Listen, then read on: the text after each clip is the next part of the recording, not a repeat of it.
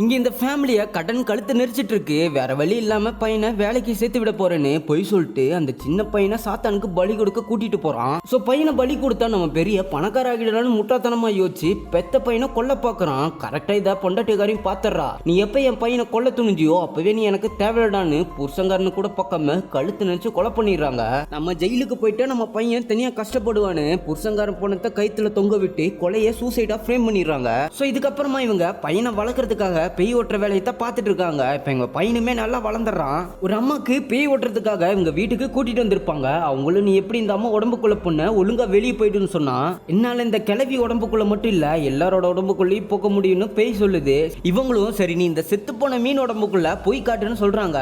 ஆனா பேய் அது மட்டும் முடியாது சொல்லுது. உடனே இவங்களும் நீ ஒரு ஒண்ணுத்துக்காகாத பேய், உனக்கு சத்திலாம் எதுவும் கிடையாதுன்னு சொல்லிட்டு உசுப்பேத்த பேயும் என்னால முடியும் பாருடின்னு டக்குன்னு பேய் மீன் உடம்புக்குள்ள போயிடுது. பார்த்தா செத்து போன மீன் துடிக்க ஆரம்பிக்குது. உடனே அந்த மீனோட தலையை வெட்டி அந்த பேயை அடிச்சிடறாங்க. இப்படி ஊருக்கே பேய் ஓட்டுற இந்த அம்மாவோட பையனுக்குமே பேய் பிடிச்சி நைட் ஆனா ஊருக்குள்ள இருக்க ஆடை பிடிச்சி கொண்டு சாப்பிட்டுட்டு இருக்கான். பார்த்தா அது வேற யாரும் கிடையாது, இவங்களோட புருஷங்கார பேய் தான்.